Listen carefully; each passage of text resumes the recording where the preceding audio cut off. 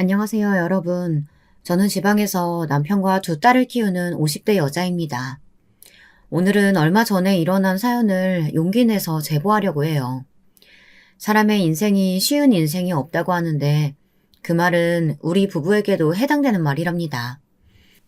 우리 부부는 살면서 안 힘들었던 적이 더 짧을 만큼 고생을 둘이 많이 했거든요. 그런데도 얼마 전에 일어났던 일은 놀라워서 한동안 둘이 그 얘기로 밤낮을 새우며 얘기할 정도였습니다. 도대체 어떤 사연이 있었을지 궁금하시죠? 그럼 바로 시작하겠습니다. 저는 시골에 어떤 공장이 몰려있는 곳에서 태어났어요. 6남매 중 막내로 태어난 저는 지독하게 가난한 집에 언니, 오빠들이 물려준 옷을 입으며 그렇게 살았습니다. 너무 가난해서 단칸방에 같이 살았었는데요. 식구들이 누우면 제대로 발을 펼 수도 없었죠. 자려고 누우면 공간이 너무 좁아서 다들 딱 정자세로만 자야 했습니다. 학용품이나 다른 것들도 저는 한 번도 새 것을 사용한 적이 없어요. 늘 당연하게 언니와 오빠들이 쓰던 것을 물려받았습니다. 그러다 언니와 오빠들이 한 명씩 결혼하면서 그나마 숨통이 트였어요. 그래도 막내라고 엄마가 저를 유독 예뻐하시긴 했습니다. 하지만 그런 엄마도 제가 고등학교 때 병에 걸려 그만 세상을 떠나고 말았어요. 아빠는 이미 몇 년 전에 돌아가셨기 때문에 저는 단칸방에서 다섯째 언니와 둘이 살았습니다. 그러다 제가 성인이 되었을 때 다섯째 언니가 결혼하게 되면서 저는 혼자 남게 되었어요. 저를 두고 언니 오빠들이 누가 데려갈지 고민하면서 싸움까지 번지게 되었죠. 그 모습을 보고 저는 당차게 말했습니다. 혼자 살 거니까 아무도 저를 찾지 말라고 하면서 정말 그대로 집을 나왔어요. 그때는 서로 저를 데려가기 싫어서 싸우는 언니 오빠들이 너무 원망스러웠거든요. 나중에 크면서 저도 가정이 생기니 사정을 이해하긴 했지만요. 아무튼 그때는 무작정 집을 나왔습니다. 갓 성인이 된 저는 공장이 마침 주변에 많아 가발 공장에 취업했어요. 가발을 만드는 공장이었는데 또래도 생각보다 많아서 힘들어도 즐겁게 일했던 기억이 나요. 거기서 2년 정도 일하며 돈을 벌었었는데요. 그만 공장이 부도가 나서 망하게 되었습니다. 오갈 곳이 없던 저는 당장 일하면서 살아야 하니까 옆에 있는 공장에 들어갔어요. 그곳은 힘이 중요해서 주로 남자들이 가는 공장이었습니다. 건축 자재를 만드는 곳이었는데 처음에는 저를 거부했어요. 하지만 제가 공장에서 2년을 일했고 갈 곳이 없다고 사정하니 결국 저를 받아주더라고요. 그렇게 거기서 저는 일하면서 남편을 만나게 되었습니다. 남편은 저보다 3살 많은 남자였고 공장에서 가장 성실한 사람이었어요. 또 성실하면서 어찌나 다정한지 늘 여자 직원들에게 상냥하게 대해주었습니다. 훤칠하고 몸도 좋아서 여자들이 많이 좋아하던 인기 많은 남자였죠. 어차피 잃을 것 없던 저는 제가 먼저 남자에게 다가가서 좋다고 마음 표현을 했어요. 그리고 우리는 그렇게 연애를 시작해서 1년 만에 결혼까지 하게 됐습니다. 제가 결혼한다고 언니와 오빠들에게 연락하자 다들 너무 좋아했어요. 저도 드디어 사랑하는 사람을 만나 행복한 결혼 생활을 할 수 있을 거라고 혼자 기대했습니다. 물론 제게 닥친 현실은 너무나도 갑박했어요.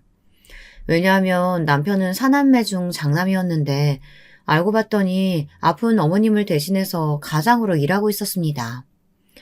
아버지는 막내 시동생이 돌이 되기도 전 공사장에서 일하다 돌아가셨다고 하더라고요. 그 충격으로 시어머니는 알아누웠고 거동도 힘들고 정신도 오락가락해서 일할 능력이 전혀 없었습니다. 남편 밑으로는 중학생이던 둘째 도련님과 시누이, 그리고 겨우 4살이었던 막내 시동생이 있었어요. 순애야, 우리가 지금은 이렇게 힘들게 살아도 나중에는 성공할 거야. 나는 나를 믿어. 그러니까 순애 너도 나를 믿어줘. 돌아보면 이런 시기도 나중에 보면 다 추억일 거야. 남편은 항상 제게 긍정적으로 말했어요. 그 모습을 보며 저는 안타까운 상황이었는데도 이상하게 그렇게 부정적인 생각은 들지 않았습니다. 물론 아파서 누워있는 시어머니를 보면 막막한 마음이 들었어요. 실질적으로 경제활동을 하는 사람은 유일하게 남편뿐이었으니까요. 게다가 시어머니가 쓰러지면서 빚도 많이 생겨 그걸 갚는 것만 해도 몇 년이 걸릴 예정이었습니다. 남편과의 사이는 문제가 전혀 없었는데 문제는 다른 곳에 있었어요. 바로 둘째 도련님이 오늘 제 사연의 거의 주인공입니다. 저는 처음 남편을 따라 시댁에 갔을 때 도련님을 처음 보았는데요. 그때는 그래도 나름 어려서 괜찮았어요. 하지만 결혼하고 같이 살기 시작하자 도련님의 사춘기가 찾아와 그때 저랑 남편이 얼마나 고생을 했는지 모릅니다. 왜냐하면 도련님은 질이 나쁜 양아치들과 어울리기 시작했거든요. 학교에 가지 않아 선생님께 연락이 수도 없이 많이 왔습니다. 그러면 저는 그 전화를 받고 학교까지 직접 가서 선생님께 빌었어요. 남편은 공장에서 일하느라 바빠 제가 남편 몰래 도련님이 사고 친 것을 막아준 적이 한두 번이 아니랍니다. 실질적인 엄마인 시어머니는 누워서 허공만 바라보며 살았기 때문에 학교에는 갈 수가 없었죠. 남편이 공장에서 얼마나 힘들게 일하는지 아는 저는 형의 노력도 모르고 사고치는 도련님이 얼마나 미웠는지 몰라요. 도련님, 이제 제발 학교도 제대로 다니고 밖에서 이상한 친구들하고 어울리지 말고요. 오토바이 타고 그러는 거 지금 제가 남편한테 알리지 않았는데요. 한 번만 더 걸리면 그때는 저도 남편한테 말할 거예요. 그러니까 다시는 그러지 말아요. 알겠어요? 형수님이 뭔데 저한테 그러세요? 형수님이 제 마음을 알아요? 아빠는 죽고 엄마는 저렇게 병 걸려서 난리고 집안은 찢어지게 가난한데 제 밑으로는 동생이 둘씩이나 있어요. 우리 집에 과연 희망이 있어 보여요? 도련님, 지금 어리고 사춘기라서 그렇게 생각할 수도 있는데 그래서 도련님 형이 밖에서 뼈 빠지게 일하잖아요. 일부러 돈을 조금이라도 더 받으려고 잔업도 매일 하고 주말에도 나가서 일하는 거 몰라요? 본인 먹을 건 아끼면서 동생들 먹일 거는 간식이라도 늘 사오는데 왜 그렇게 말해요? 도련님은 제가 뭐라고 하면 본인이 더 난리였어요. 가난이 그렇게 싫었는지 도련님은 매일 불평불만이었습니다. 남들은 새 신발이나 옷을 입는데 본인은 매번 똑같은 옷을 입는다고 투정을 부렸어요. 남편은 어떻게든 동생들을 먹여 살리려고 혼자 몸이 성한 것도 없는데 그렇게 나가서 일했거든요. 매일 파스를 붙이고 근육통에 잠자면서 신음을 몇 번이나 흘렸는지 몰라요. 그런 사정을 아니까 저는 도련님이 저렇게 엇나가는 것이 마음에 들지 않았습니다. 물론 도련님이 아닌 아가씨나 막내 시동생은 착했어요. 특히 도련님과 겨우 한 살밖에 차이 나지 않은 아가씨는 또래에 비해 심하게 철이 든 상태였습니다. 제게 새언니라고 부르면서 얼마나 예쁜 짓을 했는지 몰라요. 사정이 어려워서 문제집도 제대로 못 사줬는데 반에서 등수가 3등을 벗어난 적이 없었습니다. 남편도 유일한 여동생인 아가씨를 보면 밥을 안 먹어도 배가 부르다고 할 정도였어요. 너무 어렸던 막내 시동생은 그냥 제가 낳은 자식이라고 생각하며 키웠습니다. 실제로 제게 엄마라고 부를 정도로 막내는 제 붙박이였어요. 막내 시동생을 업고 시장에 가면 당연하게 우리를 모자 사이로 인식하셨죠. 그런 시선이 불쾌하지 않고 저는 좋았습니다. 집안에서 유일하게 문제였던 둘째 도련님은 고등학교에 가자 더 심하게 사고를 치기 시작했어요. 그때는 제가 막을 수 있는 한계를 벗어나서 남편도 동생의 비행을 알게 되었습니다. 초장에 고치지 않으면 잡히지 않을 거라고 남편은 나를 잡고 둘째 도련님을 혼냈어요. 그런데 이미 나쁜 짓에 물든 도련님은 날이 갈수록 엇나가기 시작했습니다. 중학교 때는 그래도 학교에서 저를 불렀는데 고등학교 때는 제가 어디로 갔는지 아세요? 바로 경찰서로 막내 도련님을 업고 찾아갔습니다. 경찰서에 잡혀갔다고 엉엉 우는 아가씨를 옆에 끼고 경찰서에 간 저는 둘째 도련님을 보고 너무 심하게 화가 났어요. 경찰에게 듣기로는 질이 나쁜 학생들과 몰려다니며 오토바이도 타고 담배를 피우며 길에서 술을 마셨다고 하더라고요. 전형적인 양아치 학생들의 행동을 하는 도련님이 너무 원망스러웠습니다. 경찰에게 빌어서 훈방 조치를 받고 집에 오는데 본인의 잘못은 모르고 오히려 툴툴거리더라고요. 도련님은 진짜 양심이 없어요? 형이 얼마 전에 발목 다쳤는데 병원에 가지도 못하고 계속 일하는 거 몰라요? 그렇게까지 일하는 게 다 누구 때문인데 이렇게 사고를 쳐요. 도대체 돈은 어디서 났길래 담배를 사요? 그것도 몰려다니면서 뺏었어요? 아, 형수님, 그만하라고요. 나라고 왜 이러고 싶어서 그래요? 남들은 부모 잘 만나서 맛있는 것도 도시락으로 싸우고 멋진 옷도 입는데 나만 이러잖아요. 학교에 왜 안 가냐고요? 창피해서요. 쪽팔려서 가기 싫다고요. 도련님은 제가 뭐라고 하자 미친 사람처럼 욕하기 시작했습니다. 아가씨가 엉엉 울며 말려도 듣지 않았어요. 그때 집에 돈이 너무 없어서 저는 남의 집에 가서 몇 시간이라도 오전에 일하고 일당을 받고 있었거든요. 그 집이 하필 도련님의 반 친구 집이었던 거예요. 그게 너무 창피해서 학교에 못 간 거라고 오히려 제 탓을 하는 그런 모습에 저는 눈물이 나오기 시작했습니다.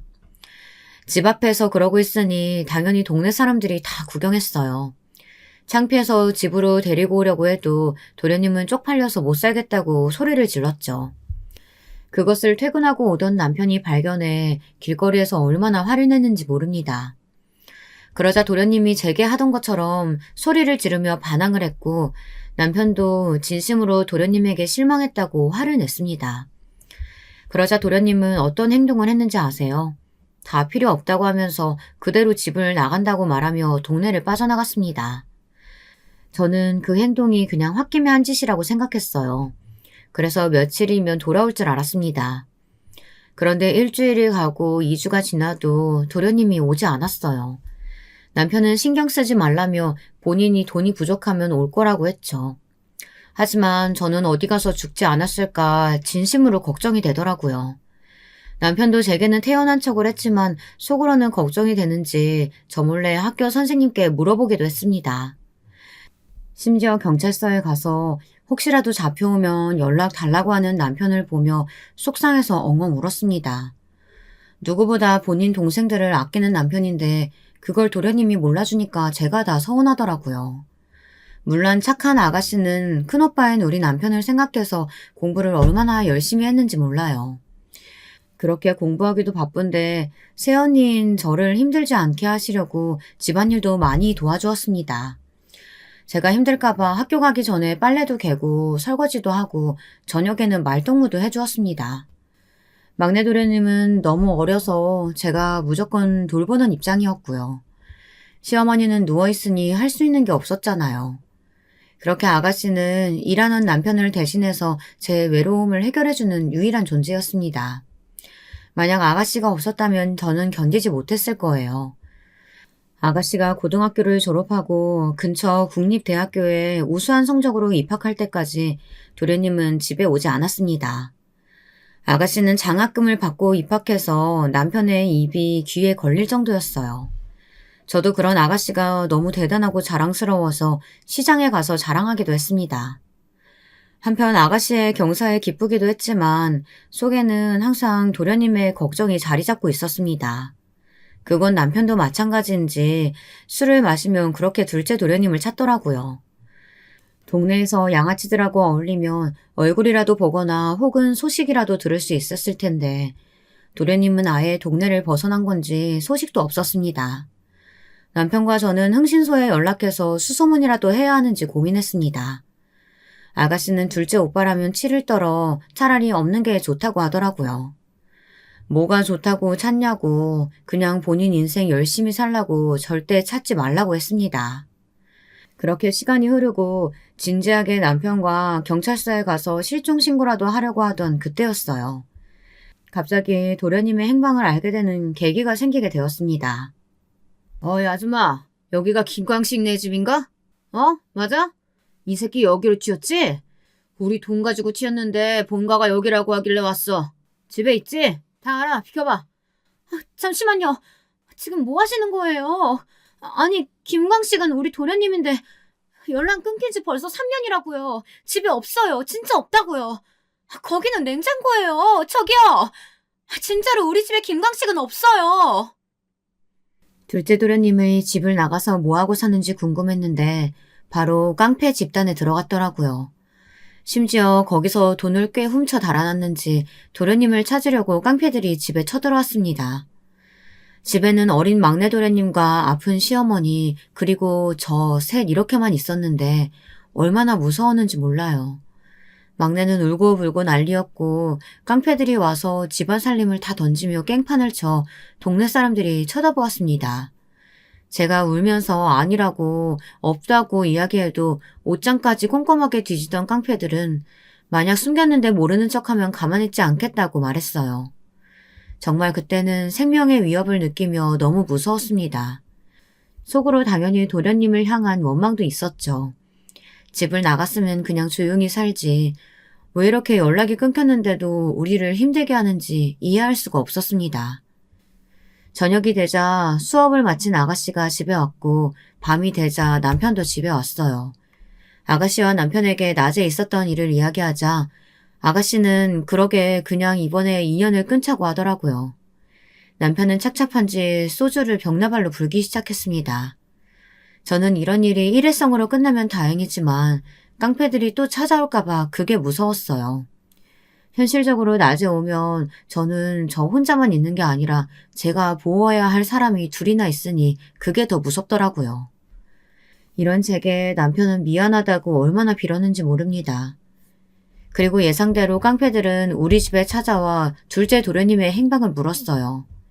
알려주면 그만 찾아온다는데 저는 답답해서 죽을 것 같았습니다. 만약 알고 있다면 제가 가장 먼저 알려주겠다고 제발 찾아오지 말라고 무릎까지 꿇고 말했어요. 동네에서 친하게 지내던 주민들도 깡패들이 집 앞에 진을 치고 있으니 대놓고 저를 피하기 시작했거든요.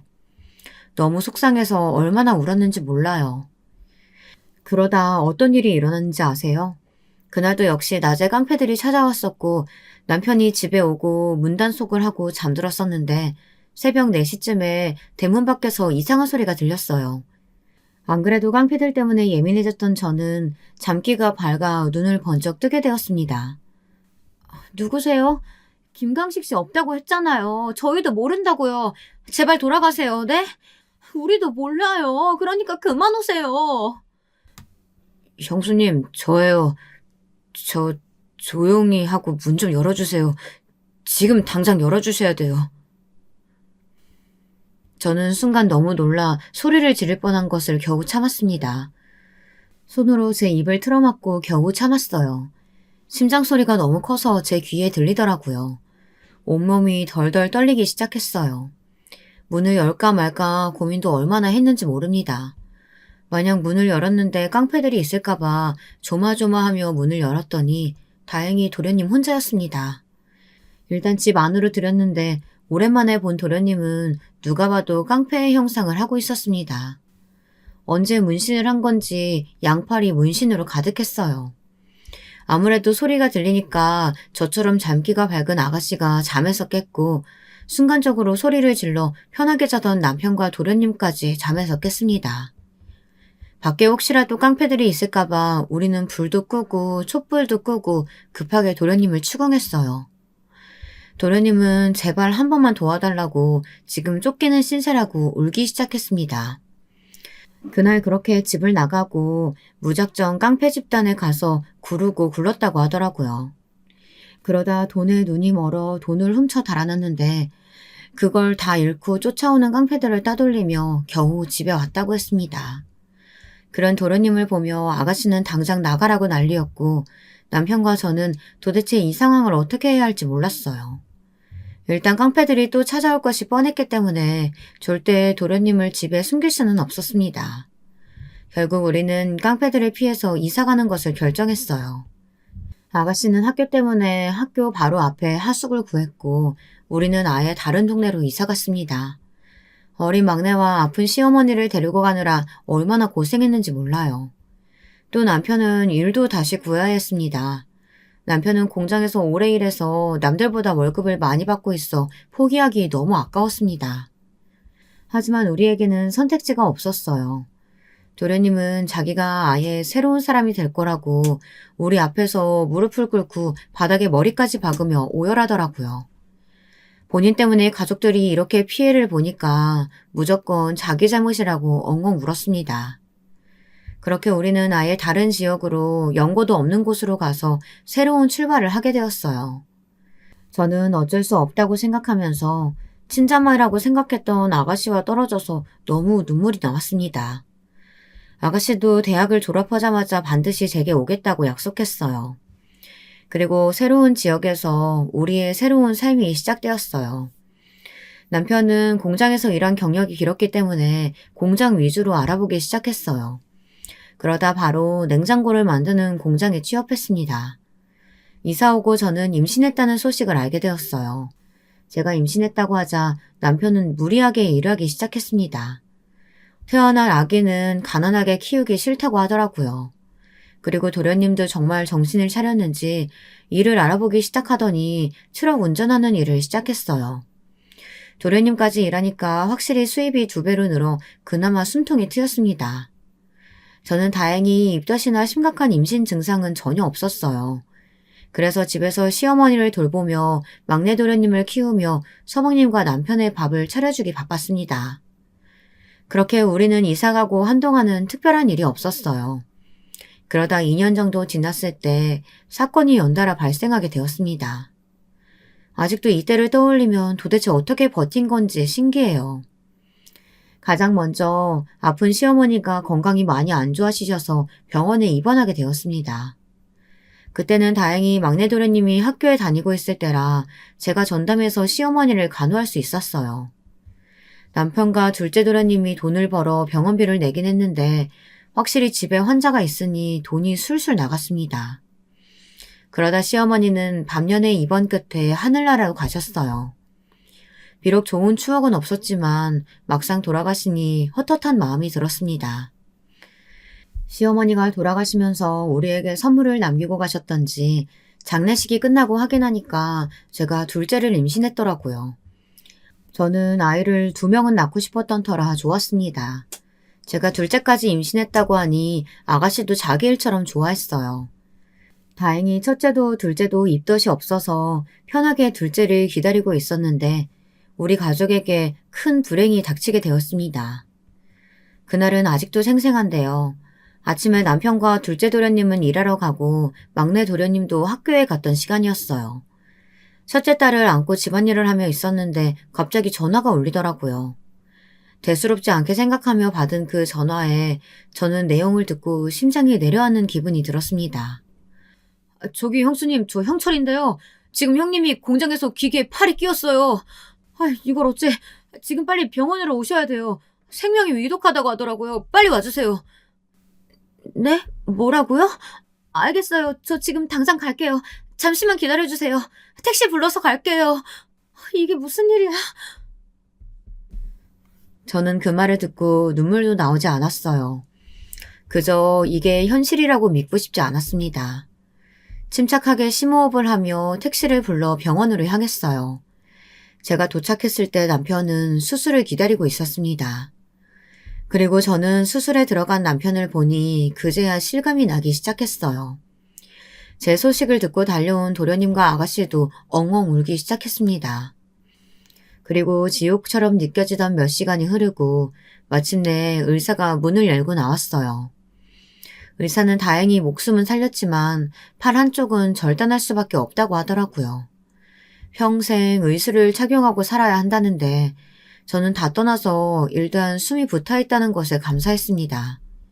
그래서 의사에게 너무 고맙다고 빌고 또 빌었어요. 둘째를 임신했다는 소식에 나서서 잔업하고 무리하게 일하더니 사고를 당한 남편을 보고 너무 안타까웠어요. 남편은 성실하게 일하면서도 한 번도 집에 와서 힘든 티를 낸 적이 없었거든요. 항상 가족들이 우선이었고 본인이 제일 힘들면서 피곤한 내색도 보이지 않던 사람이었어요. 그런 사람이 일하다 다쳤으니 저는 너무 속상했습니다. 언니 어떡해요? 우리 큰오빠 그럼 이제 일 못해요? 오빠는 고등학교도 못 가고 우리 가족을 위해 평생 일하던 사람이에요. 평생 고생만 했는데 팔까지 잃고 무슨 인생이 이래요. 우리 오빠 불쌍해서 어떡해요. 지금 첫째도 너무 어리고 언니 곧 둘째도 태어나잖아요. 아가씨, 저는 괜찮아요. 남편이 이제껏 고생했으니까 아기 낳으면 내가 나가서 일하면 되는 거지. 그러니까 아가씨는 우리 걱정은 하지도 말고 아가씨 인생 살아요. 알겠죠? 말로는 아가씨에게 괜찮다고 했지만 저는 사실 너무 막막했습니다. 앞이 보이지 않는 기분이 들었어요. 남편의 수술비도 매우 비쌌고 병원에 꾸준히 다니며 치료해야 했는데 모아놓은 돈을 다 털어도 부족했거든요. 아가씨 말대로 우리에겐 태어날 아기도 있었고 집에는 너무 어린 첫째와 막내 도련님까지 있었으니까요. 저는 하지만 슬퍼한 시간도 부족했어요. 그래서 무작정 일을 구해서 하기 시작했습니다. 이때 도련님이 급한 생활비는 해결해 주어 얼마나 고마웠는지 모릅니다. 남편은 본인의 실수라고 자책했지만 저는 절대 남편의 잘못이 아니라고 입이 아프게 말했어요. 당연히 한쪽 팔을 잃은 남편은 공장에서 계속 일할 수는 없었습니다. 남편은 본인의 몸도 너무 아프지만 무엇보다 정신적으로 힘들다고 하더라고요. 한순간의 실수가 이렇게 될 줄 몰랐다고 제 앞에서 처음으로 울기도 했습니다. 그런 남편이 안쓰러워서 끌어안고 저도 울었어요. 그래도 남편이 집에 있으니까 저는 아이들을 전적으로 남편에게 맡겼습니다. 둘째를 출산하고 저는 일단 식당에 가서 일하기 시작했어요. 무조건 돈이 최대한으로 필요할 것 같았기 때문에 눈 뜨자마자 신문 배달을 시작으로 식당에서 일하고 집에 와서 인형에 눈 붙이는 것까지 하며 일을 했습니다. 당연히 아이를 낳고 제대로 조리도 못한 채 일하니 몸이 너무 아팠습니다. 하지만 남편은 저보다 더 고생했기 때문에 불평할 수도 없더라고요. 그렇게 힘들게 일하면서 남편의 재활에 신경도 많이 썼어요. 계속해서 옆에서 당신 잘못이 아니니까 전혀 죄책감을 갖지 말라고 했죠. 남편은 워낙 긍정적인 사람이라 조금 힘들어하더니 금방 정신을 차리더라고요. 그러면서 아이들이 크면 본인도 나가서 소일거리라도 하겠다고 했습니다. 이렇게 긍정적으로 우리는 서로를 위하면서 버텼어요. 지옥 같던 시간이었는데 서로 의지하니 그래도 괜찮더라고요. 그러다 둘째 도련님이 뜻밖의 소식을 전했습니다. 아가씨까지 집으로 부르더니 갑자기 본인이 결혼한다고 하더라고요. 화물차를 운전하며 도련님은 여기저기 많이 돌아다녔는데 시골에 있던 어떤 아가씨를 알게 되었대요. 그러면서 그 아가씨와 사랑에 빠졌다고 당장 다음 주에 데리고 온다고 하더라고요. 저는 그렇게 말썽을 부리던 도련님이 결혼한다니 너무 기뻤습니다. 그러면서 한편으론 걱정되는 것도 있었어요. 혹시나 결혼하고 사고를 칠까 두렵기도 했고 무엇보다 도련님이 집에서 나가면 생활비를 보태줄 사람이 없었으니까요. 하지만 도련님도 도련님의 인생을 살아야 하니까 기쁜 마음으로 결혼에 찬성했습니다. 도련님, 저는 아직도 어린 도련님이 저한테 형수님이 뭘 하냐고 경찰서랑 학교에서 소리 지르던 게 기억나요. 이제는 그 모습이 아예 없어서 제가 얼마나 기쁜지 아세요? 이 통장은 남편하고 저하고 도련님 결혼하면 주려고 모아뒀던 돈이에요. 그러니까 이 돈으로 신혼집 구해서 살아요. 형수님, 제가 이 돈을 어떻게 받아요? 어렸을 때부터 사고치고 돌아다니고 저 때문에 이렇게 이사와서 형까지 저렇게 됐잖아요. 제가 평생 갚아도 모자랄 판에 이렇게. 제가 진짜 살면서 평생 갚을게요. 도련님에게 남편과 제가 소액이지만 모으고 모았던 통장을 건넸습니다. 이 통장은 아무리 생활비가 부족해도 차라리 굶으면 굶었지 절대 건들지 않던 돈이랍니다. 도련님은 울면서 그 통장을 받아 신혼집을 구하게 되었어요. 그리고 동서를 보았는데 동서는 굉장히 조용한 편이었습니다. 말이 없었고 별로 표정 변화도 있지 않은 사람이었어요. 말을 들어보니 동서도 가정 형편이 좋지 않더라고요. 가난한 집에서 태어나서 아버지도 없고 사정이 우리랑 비슷했습니다. 저는 동서에게 최대한 잘해주려고 노력했어요. 그래서 일부러 먼저 다가가고 명절 때도 절대 일을 시키지 않았습니다. 그냥 우리 도련님을 데리고 사는 것 자체가 너무 고마웠어요. 도련님이 결혼하며 집을 나가고 현실적으로 생활비가 부족해서 저는 한동안 고민이 많았어요. 다행히 그때 남편은 어느 정도 사고를 회복한 뒤였습니다. 저는 식당에서 일했던 경험을 살려서 식당을 하나 개업하게 되었어요. 국수 가게였는데 김밥도 팔고 분식도 같이 파는 작은 가게였습니다. 아이들이 어렸기 때문에 밤 늦게까지 할 수는 없고 대신 아침에 일찍 문을 열었어요. 남편하고 같이 직접 청소도 하고 재료도 준비했는데요. 그 과정이 힘들어도 둘이 같이 하니까 좋더라고요. 식당이라 막내 도련님이나 우리 아이들을 마음껏 먹일 수 있어 다행이었죠. 저는 어차피 저녁이면 문을 닫고 집에 가야 하니까 아침과 점심에 진심으로 손님들을 대했어요. 실제로 우리 가게에 오는 손님들이 너무 고맙더라고요. 어머, 언니, 가게에 생각보다 손님이 많네요. 언니가 워낙 음식 솜씨가 좋아서 그래요. 나는 이렇게 가게가 잘 될 줄 알았다니까요. 아, 정신없어. 언니, 내가 주문 받을 테니까 빨리 가서 음식 만들어요. 아가씨 고마워요. 우리가 점심시간이 제일 바빠. 여기 주변에 학교도 있고 공장도 있고 사업장도 많거든. 오랜만에 왔는데 이렇게 일 시켜서 미안해요. 예상외로 우리 가게는 매출이 점점 좋게 나왔습니다. 오랜만에 놀러온 아가씨가 눈을 동그랗게 뜨며 놀랄 정도였으니까요. 저는 그저 소박하게 우리 가족이 먹고 살 수 있을 정도만 돈을 벌어도 만족했었는데 가게가 생각보다 잘 되니까 너무 기분이 좋았어요. 이렇게 평생 산다면 걱정이 없을 것 같았죠. 하지만 인생이란 것이 원래 좋은 게 하나 있으면 나쁜 것도 하나 있죠. 결혼하고 조용하던 서방님이 또 사고를 치게 되었습니다. 생각보다 서방님이 결혼하고 조용히 동서랑 사는 것 같아 좋았거든요. 그런데 결혼하고 3년 차가 되었을 때 동서가 가게로 무작정 찾아왔습니다. 이렇게 말도 없이 찾아온 것은 처음이었던지라 너무 놀랐어요.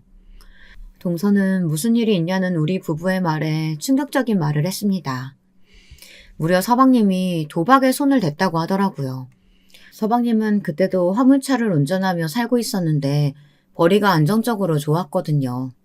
그래서 동서는 심지어 그때 첫째 시조카를 임신한 상태였습니다. 아내가 임신했는데 서방님은 밖에서 도박에 손댔다고 어떡하냐고 동서는 우리에게 하소연했습니다. 남편은 화가 나서 그 자리에서 바로 서방님을 가게로 불렀습니다. 하지만 서방님은 아무리 불러도 오지 않더라고요. 결국 자정이 다 돼서야 잔뜩 술에 취한 상태로 가게로 왔어요. 결국 우리 집에서 서방님과 동서를 재웠는데 너무 충격적이라 뜬 눈으로 잠도 한숨을 못 잤습니다. 남편과 저는 새벽에 서방님을 두고 어떻게 해야 할지 고민했어요. 다음날 아침 서방님에게 자초지정을 묻자 서방님은 별거 아니라고 말하더군요. 그냥 아내가 괜히 오버해서 말한 거야. 형, 나 진짜 정신 차린 거 알잖아. 도박은 무슨. 그냥 동네에서 가볍게 아는 지인끼리 돈 걸고 논 거야. 형수님, 저 믿죠? 제가 형 아팠을 때도 생활비 드렸잖아요. 저 예전처럼 깡패짓하고 그런 사람 아니에요. 이제 아내도 있고 무엇보다 곧 있으면 아기도 태어나잖아요. 도박이 처음에는 다 그렇게 가볍게 시작한다고 하더라고요. 제일 경계해야 하는 게 바로 도박이래요. 동서가 이렇게 걱정할 정도니까 서방님 그냥 그런 짓도 하지 마세요. 서방님은 웃으면서 그냥 동네에서 지인끼리 논 거라고 우리 부부에게 말했습니다. 동서는 얼굴에 근심이 가득했어요. 원래 성격도 조용한 편이라 이렇게 표정이 안 좋은 것을 그때 처음 보았습니다. 반면 서방님은 혼자서 아무 생각이 없어 보였죠. 너무 걱정되어 남편과 저는 끝까지 돈 관리 잘해야 하고 도박은 하면 안 된다고 몇 번이고 강조했습니다. 그렇게 서방님 부부가 집에 돌아갔는데 저는 계속해서 걱정했어요. 그래서 나중에 동서에게 전화를 걸어 상황을 물어봤는데 다행히 출산할 때까지는 서방님이 큰 사고를 치지 않았습니다. 무사히 출산한 동서를 위해 저는 가게에서 미역국도 끓여서 가져다 주고 시간을 내어 동서네 집에 가서 조리를 도왔습니다. 혼자 신생아를 키우는 것은 힘드니까 집안일도 해주었어요. 그때 동서랑 저는 많이 가까워졌어요. 동서의 집안 사정 역시 힘들어서 동서도 제가 다가가니까 그제야 마음을 열더라고요. 같이 신생아를 돌보면서 이제껏 있었던 일들을 대화했습니다. 동서는 제가 서방님의 중학교 시절을 이야기해 주니까 혼자 웃다 울더라고요. 저도 다 지난 일이니까 말하는 거라고 하면서 서방님이 혹시라도 도박에 또 손을 대면 알려달라고 했습니다. 한동안 조용하던 서방님은 시조카가 돌이 지났을 때 또 사고를 쳤어요. 이번에도 도박 문제였습니다. 심지어 빚까지 만들어 왔다고 동서가 눈물까지 흘리며 말했습니다. 저와 남편은 이 문제를 어떻게 해야 할지 고민했습니다. 더 웃겼던 것은 바로 서방님의 태도였어요. 서방님은 우리 부부에게 빚을 갚아달라고 요구했거든요. 우리가 그때 가게가 꽤 잘 돼서 결혼하고 처음으로 빚도 다 갚고 평범하게 살고 있었을 때였습니다. 이건 다 남편과 제가 가게에서 몸을 갈아 성실하게 일한 덕분이었어요. 또 얼마 후면 아가씨가 결혼할 예정이었거든요. 그때 아가씨에게 돈을 주려고 모아둔 통장이 있었는데 서방님은 그 돈을 달라고 했습니다. 이 문제로 아가씨와 서방님은 연을 끊게 되었어요. 아가씨의 결혼을 앞두고 우리 집에서 다들 모였었는데 싸움이 났거든요. 아가씨는 예전부터 서방님을 미워했는데 매번 꾹 참다가 이때 폭발하게 되었습니다. 하필 서방님이 또 다혈질이라 아가씨가 뭐라 하는 것을 넘기지 못했어요. 둘째 오빠는 진짜 사람도 아니야. 나는 큰오빠랑 세훈이한테 너무 미안해서 저 돈 받을 생각도 안 했어. 근데 뭐? 내가 안 받으면 오빠가 도박하느라 빚이 생겼으니까 달라고? 오빠, 어떻게 그래? 세훈이 결혼하고 우리 가족 먹여 살린다고 고생 많은 사람이야. 나도 알아, 안다고. 그래서 내가 형 다쳤을 때도 생활비 줬어. 야, 나라고 뭐 가족한테 못할 짓만 했냐? 나도 최선을 다했는데 네가 뭔데 나한테 이래라 저래라야. 큰오빠가 다친 이유가 뭔데? 오빠 때문에 깡패들이 집에 찾아와서 무리하게 이사해가지고 새로 공장에 취업해서 다친 거잖아. 애초에 오빠만 아니었으면 큰오빠가 저렇게 다치지도 않았다고. 양심이 있는 거야? 야, 너 말 다 했냐 지금?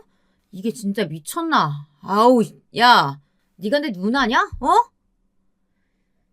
둘이 계속해서 싸우는 바람에 남편과 저는 중간에서 말리느라 얼마나 고생했는지 몰라요. 결국 아가씨는 서방님에게 본인 결혼식에 오지 말라고 했고 진짜로 서방님은 아가씨의 결혼에 참석하지 않았습니다. 저는 이때 너무 속상해서 많이 울었어요.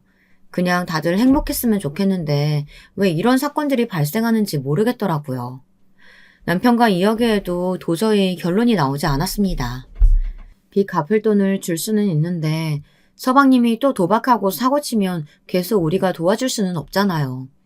또 우리도 그때 아이가 2명이고 막내 도련님도 여전히 같이 살고 있어서 나중을 위해서라도 돈을 모아야 했어요. 그래서 서방님을 따로 불러 돈을 갚아줄 수 없다고 말했습니다. 그랬더니 서방님은 예전에 결혼 전에 우리한테 줬던 생활비를 달라고 하더라고요. 남편이 그 돈보다 우리가 신혼집을 구하라고 줬던 금액이 더 많다고 했더니 서방님은 더럽고 치사하다고 하더니 그대로 집을 나갔습니다. 다시는 자기를 찾지 말라고 하더라고요. 그 모습을 보는데 마치 예전에 집 앞에서 화를 내고 사라졌던 서방님이 떠올랐습니다. 남편은 화가 나서 절대 제게 서방님이 찾아와도 문도 열어주지 말라고 했습니다. 저도 속상하고 어이가 없었어요. 하지만 그래도 가족이고 무엇보다 동서가 걱정되더라고요. 아직 아기도 어린데 남편이 저러니까 얼마나 마음고생이 심하겠어요. 저도 식당을 운영하느라 바쁘기도 했고 또 한 번에 많은 돈을 줄 수는 없어서 동서에게 아기 굶기지 말고 분유라도 먹이라고 돈을 보냈습니다. 종종 연락해서 안부도 물었어요. 아가씨가 제가 이러는 것을 알고 그러지 말라고 했는데도 그냥 제가 그러고 싶었어요. 아예 남도 아니고 가족이잖아요. 또 우리 집 딸들을 키우면서 이제 안 쓰는 요가용품들과 옷도 다 나눠주었습니다. 그러면서 동생에게 물어봤더니 서방님은 여전히 도박에 빠졌다고 하더라고요. 처음에는 그 정도는 아니었는데 갈수록 사람이 피폐해질 정도로 도박 중독에 걸렸다고 합니다. 서방님을 구제하려고 동서와 저는 얼마나 고민했는지 몰라요. 하지만 이미 도박에 빠진 서방님은 동서와 제가 연락하는 것을 알자 오히려 동서에게 화를 내며 연락도 하지 말라고 했습니다. 벌어오는 돈은 없이 도박으로 빚만 잔뜩 생긴 동서는 결국 본인이 일하기 시작했어요. 그런데 아기가 있으니 그것도 쉽지 않아 보였습니다. 저는 그래도 동서가 나가서 일하는 모습이 기특하기도 하고 또 안쓰럽기도 해 제가 나서서 시조카를 돌봐주었어요. 나는 진짜 당신한테 너무 미안해. 시집와서 우리 막내 어버 키웠지. 나랑 2딸도 키웠지. 이제는 아기들이 다 크니까 시조카까지 키워. 여보, 내가 몸도 이런데 데리고 살아줘서 고마워. 아기 돌보는 게 얼마나 힘든지 아니까 더 미안하다. 당신이 한결같이 성실하고 나만 바라보니까 내가 이러는 거지. 우리 가게가 그래도 매출이 고정적으로 나오니까 얼마나 다행이야. 나는 오히려 이런 현실에 감사해. 우리가 가게라도 하니까 이렇게 내가 시초카라도 돌봐주는 거지. 처음이 힘들지 네 번째라 힘들지도 않아. 동서는 제게 아이를 맡기고 다른 식당에서 일했어요. 처음에 제가 우리 가게에서 일하라고 했는데 서방님이 그렇게 반대했다고 하더라고요. 우리한테 아이를 맡기는 것도 겨우 허락받았다고 하는 동서에게 저는 할 말이 없었습니다. 동서가 벌어오는 돈을 서방님은 그대로 가져다 도박에 썼어요.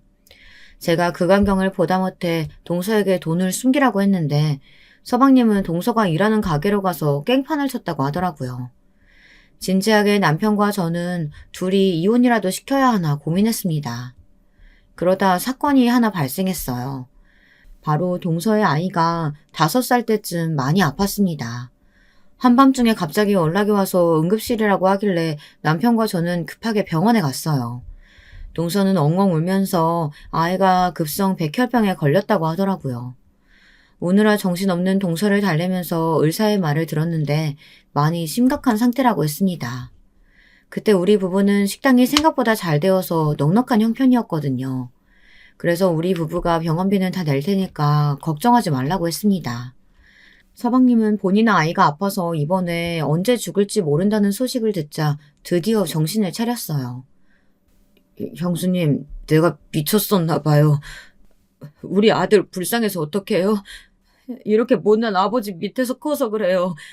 그냥 내가 성실하게 운전하면서 돈 벌었어야 했는데 이게 다 나 때문이야. 아내한테도 너무 미안해요. 서방님, 지금이라도 정신 차렸으면 됐어요. 일단 아이 병원비는 우리 부부가 알아서 낼 테니까 서방님은 도박에서 빠져나와요. 살면서 도박에만 손대지 않겠다고 해요. 그것만 약속하면 뒷일은 우리가 다 알아서 할게요. 서방님은 우리 부부가 아이의 병원비를 내준다고 했더니 엉엉 울기 시작했습니다.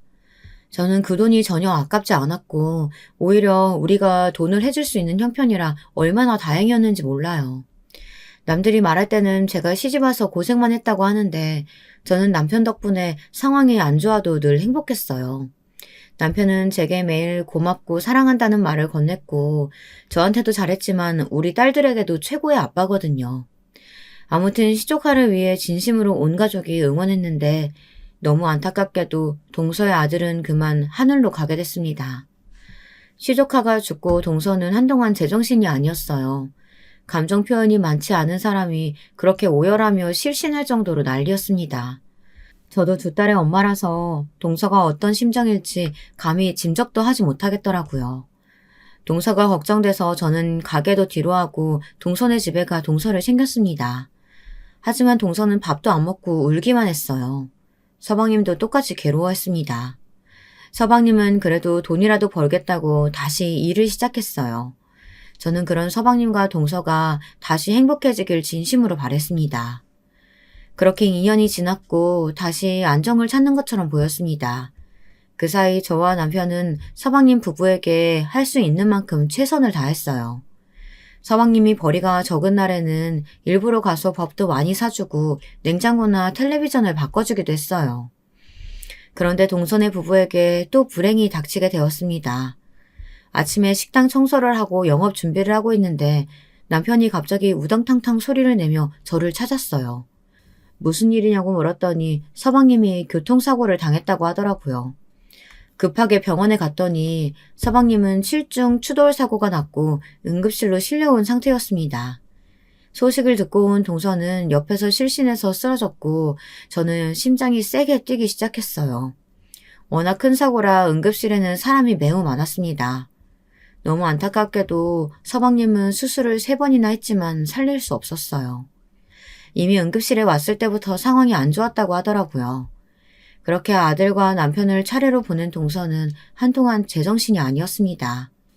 그런 동서가 너무 걱정돼서 저는 동서네 집에 매일 찾아갔어요. 동서는 시조카가 세상을 떠났을 때처럼 밥도 안 먹고 잠도 안 자고 있었습니다. 그러다 동서는 어느 날 제게 괜찮으니 더 이상 찾아오지 말라고 문을 열어주지 않더라고요. 그런 동서가 걱정돼서 저는 3천만 원을 동서의 계좌로 보내고 마음이 괜찮아지면 연락을 달라고 했어요. 그렇게 약 1년이 지나고 갑자기 우리 집에 누군가 문을 두드려서 봤더니 동서였습니다. 연락도 없이 찾아와서 너무 놀랐어요. 형님, 아주버님, 오랜만이에요. 저 갈 데가 없는데 하룻밤만 재워주시면 안 될까요? 부탁드려요. 동서 웬일이야? 당연히 재워줄 수 있지. 밖에 날씨도 추운데 이게 무슨 일이야. 빨리 들어와서 따뜻한 물로 샤워하고 누워. 그동안 어떻게 살았어? 내가 연락하고 싶어도 동서가 불편할까봐 못했어. 동서는 챙겨주는 저를 빤히 바라봤어요. 그러더니 씻으러 화장실에 들어갔습니다. 한 가지 특이한 점이 있었다면 동서는 매우 큰 가방을 들고 있었어요. 그 가방을 화장실에 샤워하러 갈 때도 가져가더라고요. 그렇게 동서에게 맛있는 저녁도 먹이고 그동안 어떻게 지냈냐고 했더니 의외로 밝게 대답했습니다. 다 괜찮아졌고 이제 마음속에 서방님과 조카를 묻고 새로운 인생을 살겠다고 하더라고요. 그런 동서에게 저와 남편은 돈은 걱정하지 말고 하고 싶은 것을 다 하라고 했죠. 그렇게 하고 동서를 거실에 이불을 깔아주고 재웠어요. 그러다 저는 새벽에 무슨 소리가 들려 잠에서 깼습니다. 잠귀가 유독 밝은 편이라 작은 소리에도 금방 깨거든요. 그런데 저는 그날 너무 무서운 광경을 목격하게 되었어요. 거실에서 무슨 이상한 소리가 자꾸 들려서 조심스럽게 문을 열었습니다. 분명히 거실에는 동서만 있었거든요. 그런데 동서가 잠을 자면서 뭐라고 말하는 게 들리더라고요. 자세히 들으려고 다가갔더니 동서가 뭐라고 했는지 아세요? 저는 그만 동서의 말을 듣고 너무 무서워서 안방으로 달려가 남편을 깨웠어요. 나는 이렇게 불행한데 너희는 왜 행복해? 너희도 죽고 나도 죽고 다 같이 죽는 거야. 죽어. 불에 태워 죽여. 라이터 휘발유. 다 같이 죽어. 동서는 불에 태워 죽인다는 말을 중얼거리고 있었습니다. 순간 소름이 돋아 동서가 가져온 가방을 몰래 열어봤더니 그 안에는 휘발유가 가득 들어있었어요. 라이터도 옆에 있는 걸 보고 저는 너무 놀라 소름이 돋았습니다. 그리고 안방으로 가서 남편을 깨워 상황을 설명했어요. 남편은 일단 경찰에 신고하자고 했는데 저는 그래도 가족이니까 깨워서 물어보자고 했습니다. 저도 당연히 배신감이 들었고 그동안 제가 얼마나 챙겨줬는데 너무 서운했어요. 혹시 몰라 가방을 숨기고 동서를 조용히 깨워 우리 집에 왜 왔는지 물어봤습니다. 그러면서 가방에 있는 휘발유와 라이터가 뭐냐고 했더니 동서는 울면서 진실을 말했어요.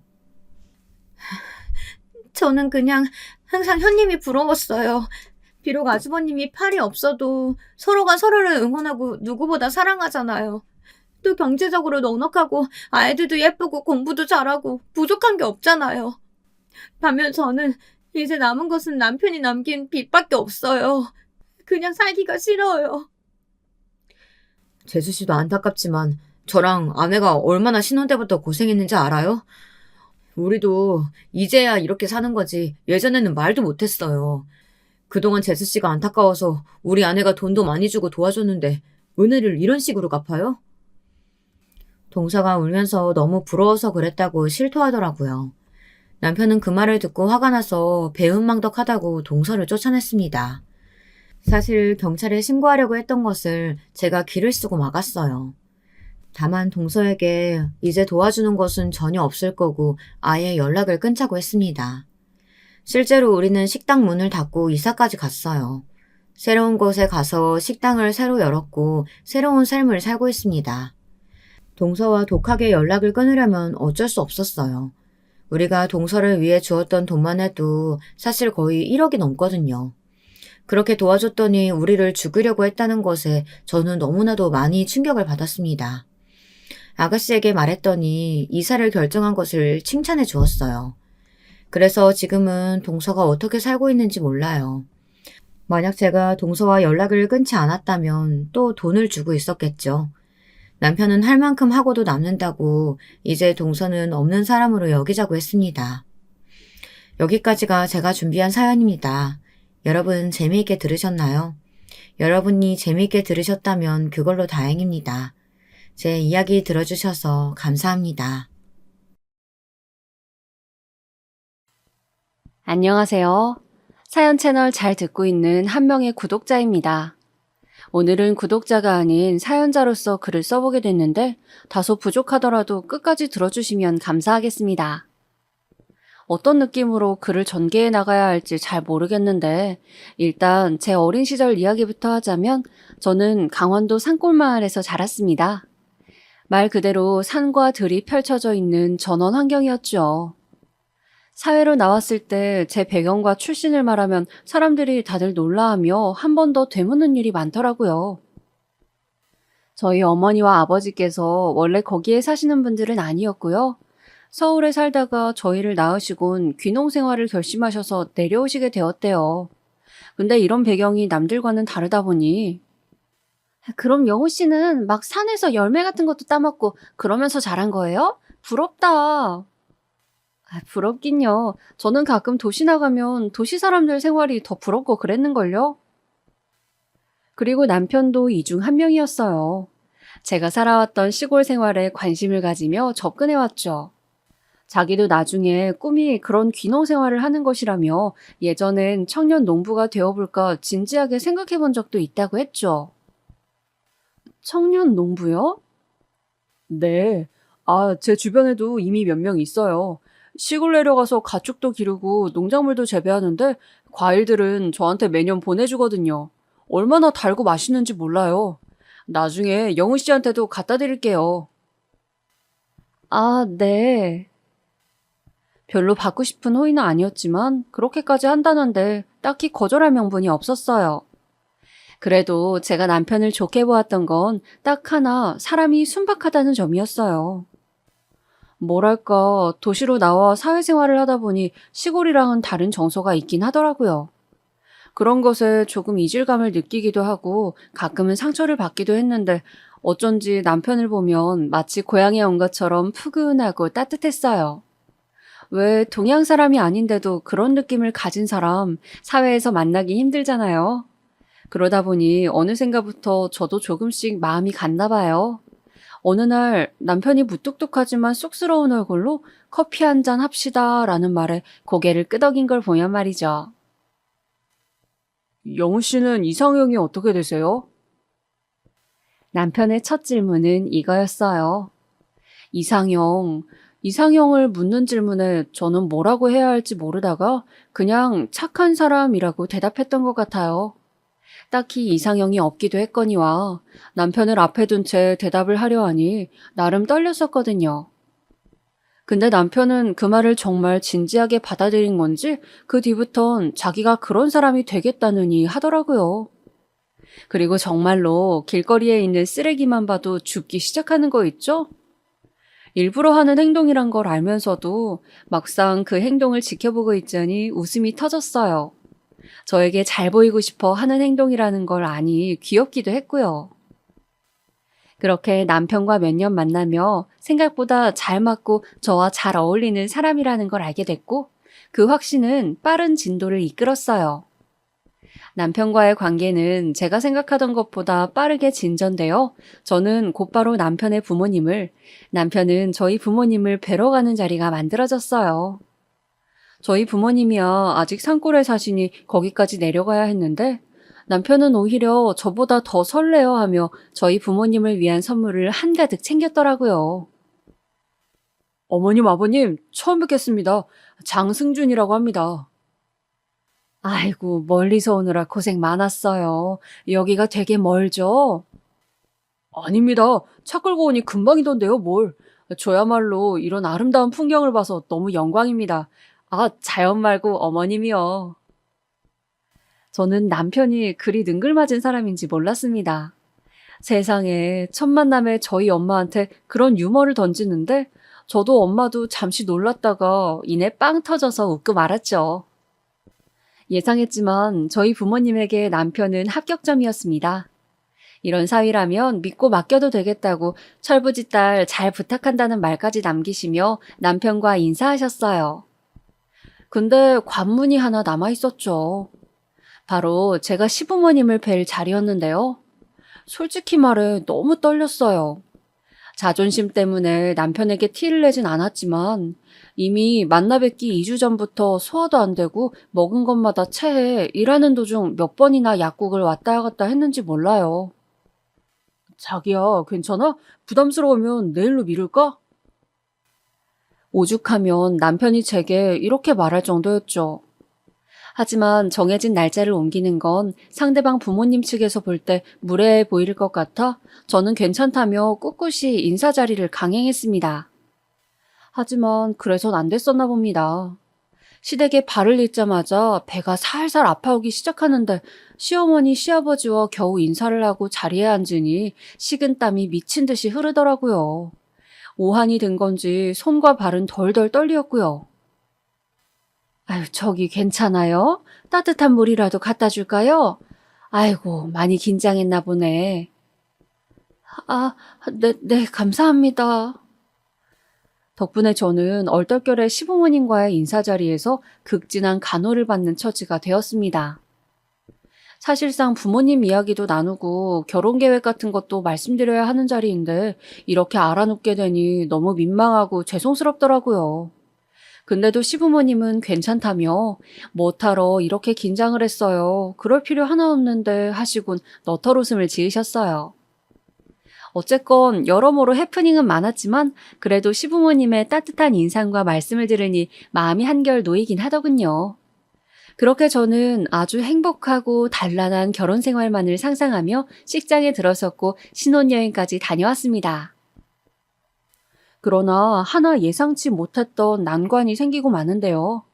신혼여행을 다녀온 날부터 사건이 벌어졌어요.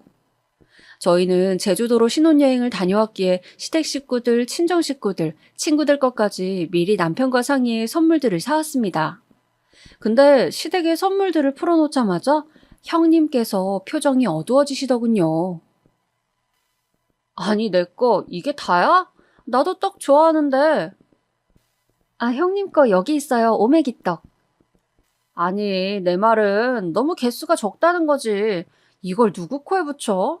아휴, 아니야. 그래도 사왔으니 고마워. 거기까지 가서 챙겨온 게 어디야. 아, 그래, 큰아가야. 둘째가 이렇게 사온 게 어디니.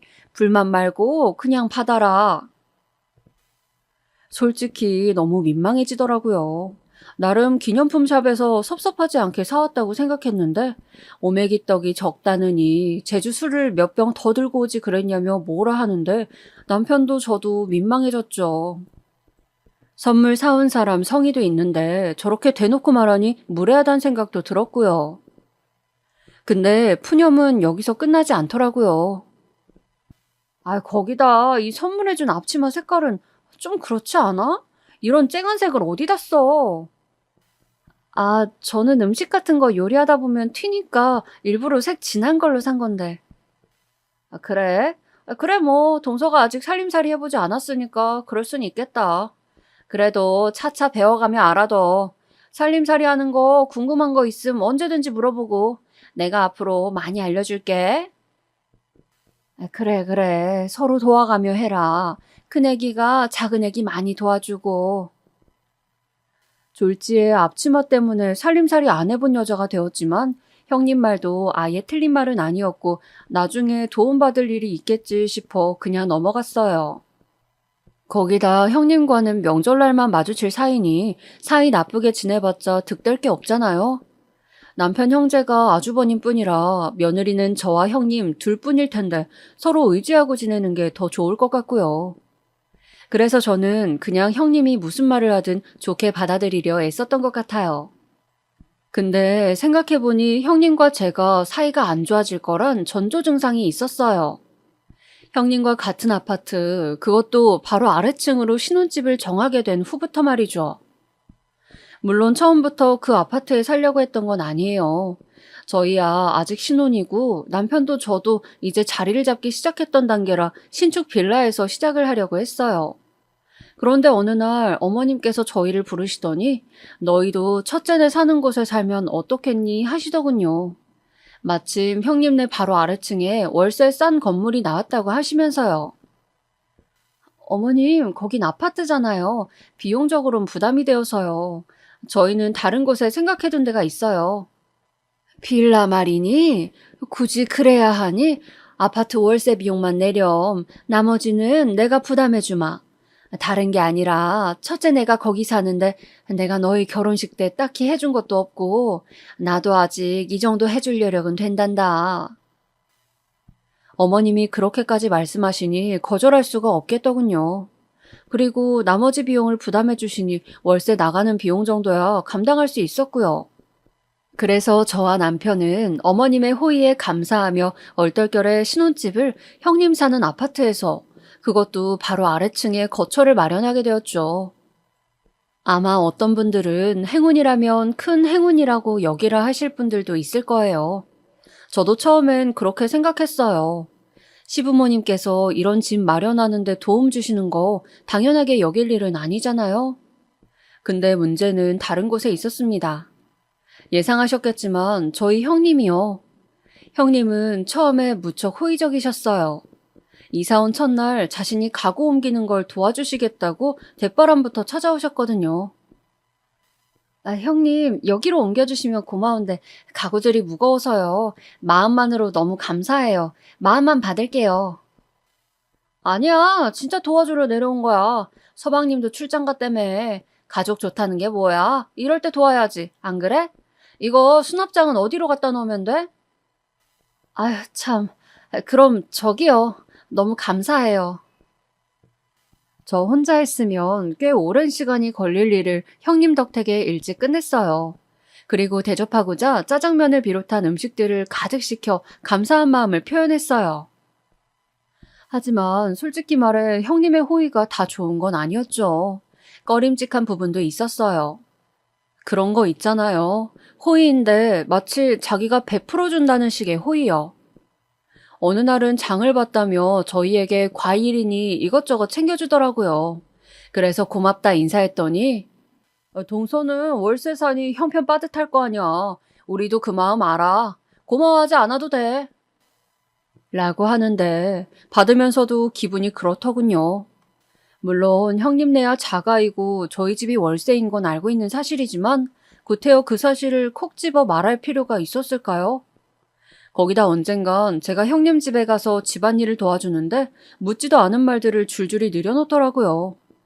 제가 별 의미 없이 향초를 집고 냄새가 좋다 하니 이거 되게 비싼 거야. 인터넷에서 파는 그저 그런 흔한 거 아니고 내가 친구한테 해외 직거래로 산 거니까 동서는 이런 거 구경도 못했지? 하더라고요. 그저 해외 제품일 뿐인데 뭐가 다르다고 특별하다는 건지. 마지막엔 우리 집엔 동서가 구경 못 해본 것들이 많을 건데 마음에 드는 거 있으면 말해. 내가 특별히 동서 것도 하나 사줄게. 라고 하며 웃는데 기분이 썩 좋지 않았습니다. 하지만 형님 성격이 워낙 직설적이고 머릿속에 있는 말 죄다 끄집어내어 다 뱉는 성격이니 그러려니 하고 넘어갔습니다. 그런데 또 다른 곳에서 문제가 생겼어요. 형님이 이사를 도와준 날 저에게 이런 말을 한 적이 있었어요. 형님, 오늘 너무 감사했어요. 덕분에 진짜 일찍 끝났어요. 저도 형님 일 도울 게 있으면 꼭 도울게요. 말씀만 하세요. 그래? 알겠어. 맞다. 그나저나 나 동서한테 부탁하고 싶은 게 있는데. 부탁이요? 우리 애가 좀 시끄러워. 잘 뛰어다니고. 동서도 알다시피 6살, 7살 남자애들이 말을 들어봤자 얼마나 듣겠어? 내가 아무리 말해도 고쳐지질 않더라고. 그래서 동서가 이해 좀 해주면 좋겠어. 네, 알겠어요. 형님의 부탁은 그리 들어주기 까다로운 부탁은 아니었어요. 제가 잠귀가 밝은 편도 아니었고 저와 남편 둘 다 아직 아이가 없으니 일하다 늦지막이 집에 들어오니까 그때쯤이면 아이들도 잠들 시간이라고 했고요. 근데 그 소음이라는 게 정말 엄청나더라고요. 제가 이사 온 첫날부터 바로 시작이 됐는데요. 형님네 소음의 문제는 아이들이 내는 소음만이 아니었어요. 청소기 돌리는 소리, 가구 끄는 소리, 이 모든 소리와 겹쳐졌거든요. 차라리 애들이 뛰어다니는 소리만이면 이해하지. 잠귀 어두운 저도 이 소리에 몇 번을 깨었으니 말 다 했죠. 남편은 더 했어요. 출장에서 돌아온 남편은 첫날 침대에서 잠을 들자마자 10분 만에 깨었는데 바로 청소기 돌리는 소리 때문이었어요. 그리고 다음 날은 무척 큰 음악 소리가 들리는데 형님인지 아주버님인지 누군진 모르겠지만 노래를 부르더라고요. 이 밤에요. 환장할 노릇이었어요. 여보, 이대로는 안 되겠는데? 형님한테 말해야겠어. 제 말에 남편도 그리하자 하곤 이런저런 방법을 생각하다 아주버님과 형님을 같이 함께하는 자리를 마련하자는 방안을 생각해냈어요.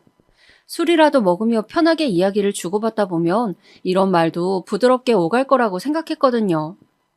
그래서 아이들 등원시키는 형님을 불러 집들이 겸 초대하고 싶다고 말했죠. 집들이라 하니 형님은 흔쾌히 받아들였고 당일날 형님은 자신이 집에서 먹는 고급 와인이라며 사들고 오기까지 했습니다. 처음엔 서로 좋은 얘기만 주고받으며 분위기가 형성됐어요. 남편도 아주버님과 만나 그간 못다한 일 얘기를 하느라 정신없었고 저도 형님의 아이들 키우는 얘기, 주로 푸념에 가까운 그런 얘기들을 들어주다 보니 시간이 금세 흘러갔죠. 그러자 어느 정도 분위기가 무르익자 제가 먼저 입을 뗐습니다. 형님, 저 그런데 말이에요. 사실 한 가지 말씀드리고 싶은 게 있어서요. 기분 나쁘게 받아들이지 않으셨으면 좋겠어요. 아유, 우리 사이에. 뭔데 편하게 말해봐, 동서. 밤에 소음이 좀 있더라고요. 아이들 뛰어다니는 소리 정도면 저희도 이해하는데 가끔가다 다른 소리들도 들려서요. 다른 소리? 뭐? 예를 들면 청소기 소리라던가 음악 소리라던가 그런 소리들이요. 그게 낮에는 괜찮은데 조용한 밤이라 유독 더 크게 들리더라고요.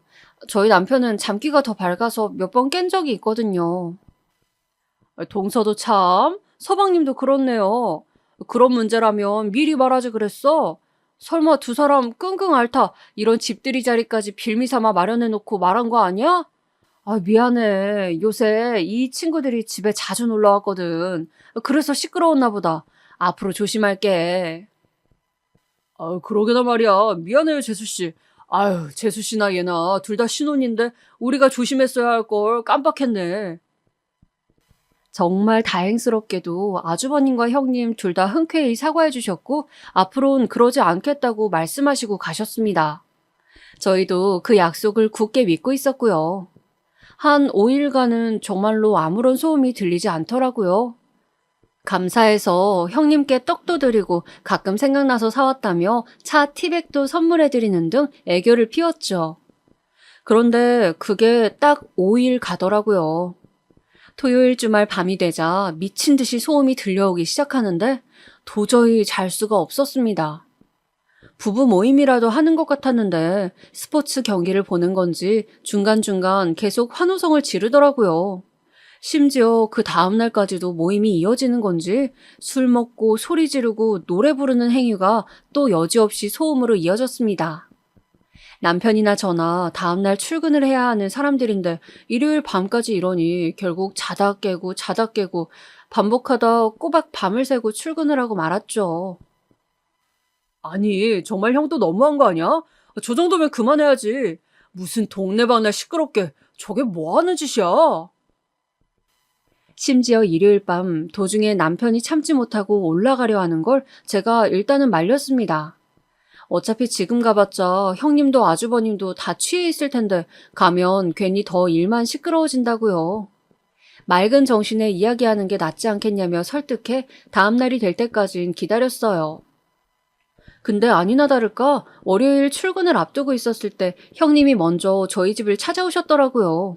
그러면서 하는 말이 동서, 나 정말 짜증나 죽겠어. 사람들이 왜 이렇게 별난지 모르겠네. 네? 뭐가요? 아니, 내가 주말에 친구 부부들 불러서 놀았거든. 근데 글쎄 옆집에서 그거 가지고 시끄럽다 어떻다 항의를 한 거야.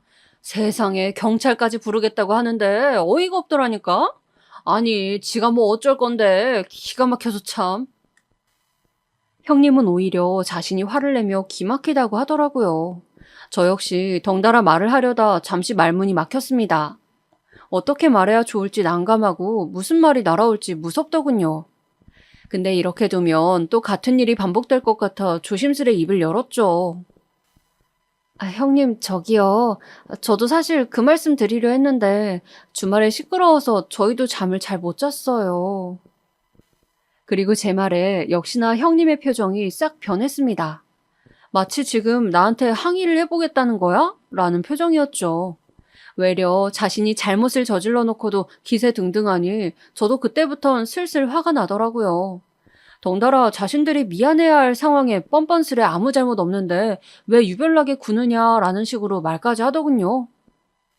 아니 동서, 내가 말했잖아. 부부 모임이 있었다고. 그리고 시끄럽게 하지도 않았어. 그저 노래 몇 곡 좀 부르고 떠들었다고. 그게 어떻게 소음이야? 그렇게 예민하면 아예 방음 잘 되는 아파트를 찾든가 해야지. 여기가 방음이 안 되는 걸 나보고 어쩌라는 거야. 형님, 아파트 문제가 아니고요. 제가 생각하기엔 됐어. 듣기 싫어. 동서 내 편 들어줄 줄 알았는데 이러니까 나도 실망스럽다. 그래도 가족이라고 챙겨주고 와인까지 사갔는데 돌아오는 게 이거니 원. 가족이 뭔지 참. 나중에 얘기해. 그렇게 형님은 제 말을 뚝 끊어버리더니 자기 말만 하고 가버리더라고요. 어이가 없었습니다. 아니, 도대체 왜 자기가 실망스럽다느니 화가 난다느니 하는 걸까요? 거기다 이 문제는 명절날도 불거졌습니다. 시어머니가 저를 안방으로 부르시더니 이런 말씀을 대뜸 하시더군요. 작은 애기야, 너 그 큰 애기랑 사이 안 좋니? 그 층간소음으로 뭐라 말했어? 네, 어머님, 어떻게 아셨어요? 큰애기가 전번날 한바탕 하고 갔거든. 아휴, 가족끼리 사이 좋아도 모자를 파네. 왜 그러는 거니 대체? 니들이 그냥 그 소음 참고 살면 안 되겠어? 아니, 큰애기 말로는 그냥 걷는 소리 정도라는데 그게 그리 못 참을 거니? 가족끼리 그럼 안 되지. 그냥 걷는 소리라니 할 말이 없더군요. 어머님이야 제가 말한들 알 길이 없었죠.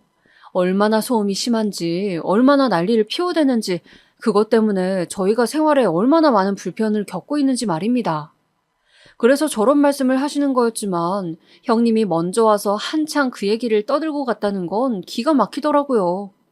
그래서 저도 참지 않고 형님을 찾아가 한마디 했습니다. 형님, 왜 어머니께 그런 걸 다 말씀하신 거예요? 뭐가? 모른 척하지 마세요. 어머님께 이상하게 전달했잖아요. 형님께서 쿵쿵거리는 정도면 저희가 잠을 못 자고 하진 않죠. 그런데 형님은 그 말에 단단히 화가 났나 봅니다. 어린 동서가 자기에게 바락바락 대드는 게 보기 싫었던 건지 동서 지금 다시 말해봐 하며 겁주기 시작하더라고요. 뭐라고? 내가 어머님께 일러바쳐? 동서가 먼저 예의 없이 나오니까 내가 어머님께도 전달한 거잖아. 그럼 동서네가 처음부터 잘했어야지. 아니, 어머님 도움으로 이런 귀한 아파트 얻어 살게 됐으면 그저 감사하며 하루하루 열심히 살아도 모자를 파네. 어따 대고 누구 보고 층간소음 어쩌고 난리야. 나야말로 동서 때문에 얼마나 스트레스를 받는지 알아? 내가 아주 요즘 흰머리가 날 지경이야. 형님은 그렇게 저희 집안 사정까지 들춰가며 버럭버럭 소리를 질러댔습니다. 어찌나 교양 없이 소리를 질러대는지, 또 그 목청은 얼마나 큰지, 노래 부르는 목소리가 왜 그리 거슬리는 건지 단번에 알겠더라고요. 그리고 물론 저도 이해지지 않고 받아쳤습니다. 형님이 그렇게 아나무인으로 구는 거 너무 꼴사나워서 더는 참아주고 싶지 않았거든요. 스트레스요? 스트레스 받으셨음 조심하셨어야죠. 여전히 청소기 돌리시고 노래 부르시고 고래고래 소리를 지르시는데 어떻게 그게 소음이 아니에요? 목소리가 좋으면 말도 안 해요. 그렇게 꽥꽥 소리 지르듯 노래를 부르는데 누가 좋아해요? 뭐야, 동서 지금 말 다 했어? 뒤이어 제 반격이 먹혔는지 형님의 얼굴이 붉어지더군요. 형님은 죽을 듯 저를 노려보더니 그 자리를 벗어나 아주버님에게로 쪼르르 달려갔습니다. 그리고 둘은 무언가를 쑥덕거리더니 집 문을 쾅 닫고 나가버리더라고요. 그렇게 명절날 분위기는 갑자기 싸해져 버렸고 남편 또한 아주버님과 형님의 태도에 화가 나 씩씩거렸어요. 어머님은 어머님대로 한가득 걱정인 얼굴로 내가 죄인이지라는 말만 반복하셨고요. 저 역시 집안 분위기가 이렇게 된데 무거운 마음이 들었습니다. 오랜만에 만나 화기애애한 대화가 이어져야 할 명절에 저와 형님의 다툼으로 순식간에 분위기가 다운돼 버렸으니까요. 그래서 저는 더 고민하다 집주인과 상의를 해보기로 했어요. 다행히 집주인분께서는 일단 다른 세입자를 구해보시겠다며 대신 부동산 중개 수수료 겸 2개월치 월세를 달라고 하셨어요. 그래서 저는 그러겠다 하곤 이것을 남편에게도 전달했습니다. 여보, 우리 월세 계약 기간이 2년이잖아. 집주인과 상의해보니까 다른 세입자를 구해보겠다고 하셔. 그러니까 구하는 기간까지만은 우리가 어떻게든 참고 살자. 이사를 가자고? 우리가 왜? 난 싫어. 그럼 어떡해. 형님네가 가겠어? 우리가 가는 수밖에 없잖아. 처음에는 반대했던 남편 역시 더 수가 안 난다는 걸 받아들이곤 알겠다고 했고, 저도 세입자 구하기 전까지만 참자고 다짐하며 참을 인자를 100번 1000번 새겼습니다. 저도 형님과 그렇지만 남편도 아주버님과 사이가 나빠질 대로 나빠져 얼굴을 봐도 인사 한번 하지 않는 사이가 되었다는데 여기서 더 형제 사이 안 좋아져봤자 득될 것도 없었고요. 그러던 어느 날 모처럼 좋은 일이 생겼는데요. 바로 저와 남편이 계획하지 않았던 아이가 갑작스레 들어선 것이었어요. 이세는 조금 여유를 갖고 천천히 갖기로 했는데 실수로 생기고 만 것이었죠. 그럼에도 어차피 아이는 저나 남편이나 둘 다 너무 바래왔던 일이라 저희는 진찰도 받아보고 태명도 지으며 잔뜩 설레어하고 있었어요.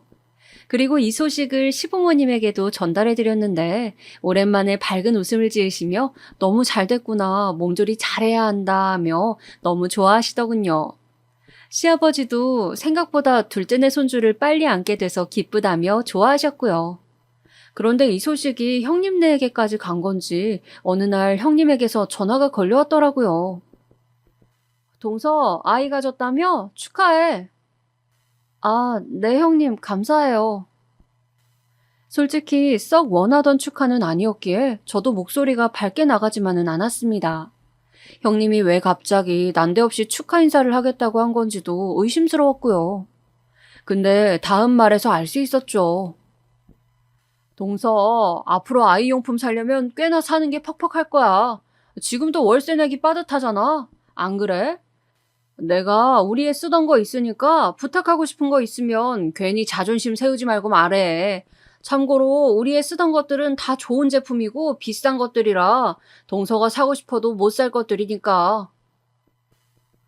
아, 태어나지도 않은 아기한테 자기가 쓰던 거 물려주겠다니 역시 형님답다는 생각이 들었습니다.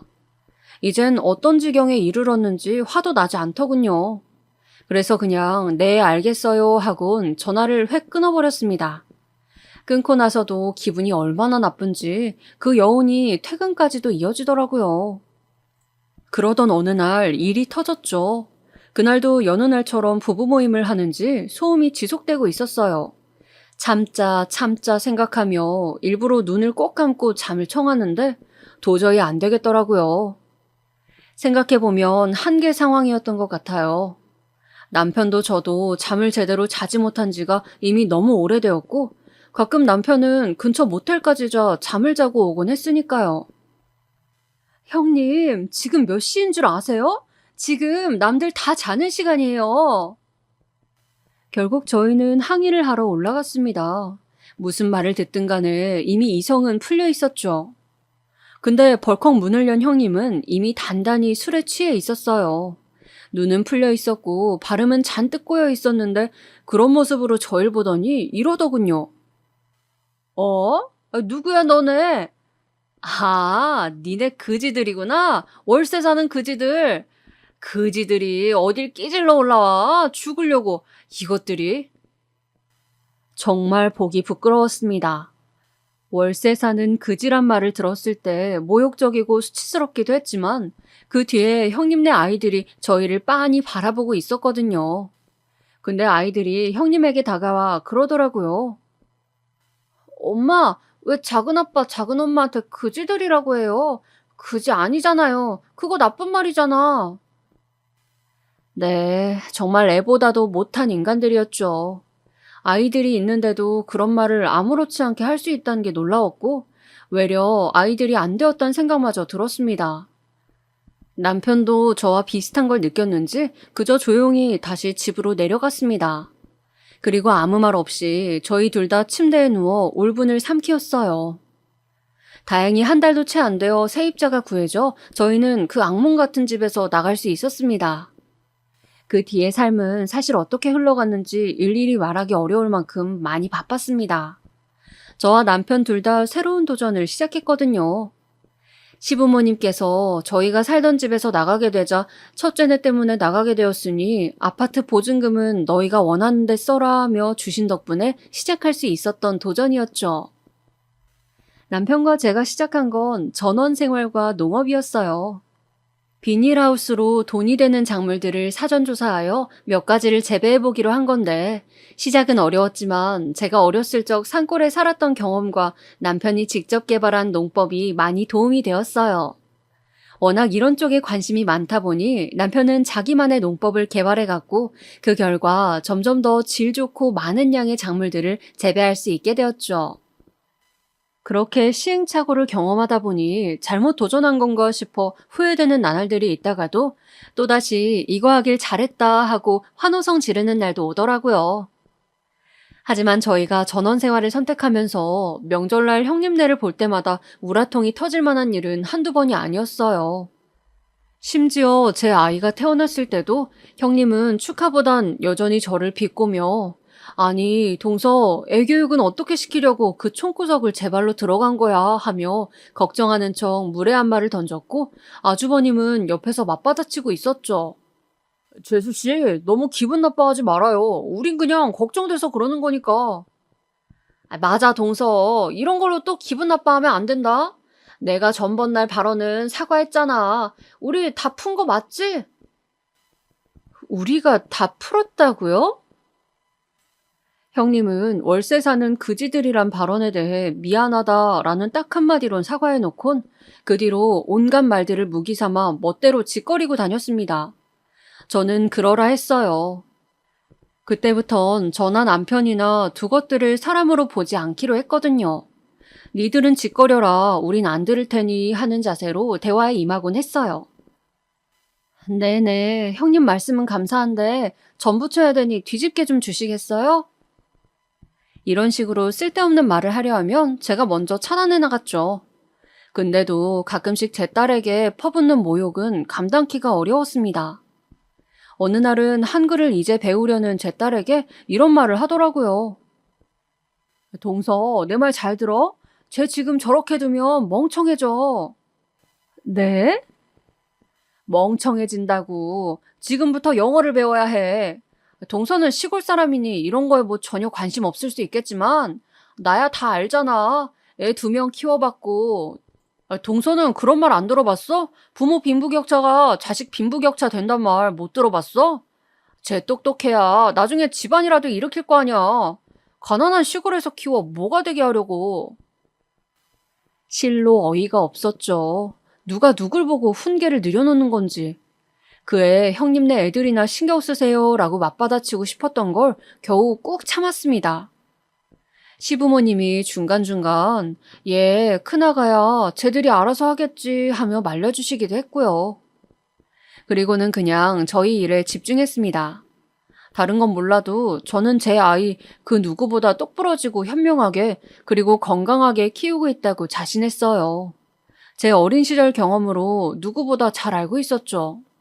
전원 생활은 불편한 점도 많지만 그에 못지않게 누리는 경험들도 많다는 걸요.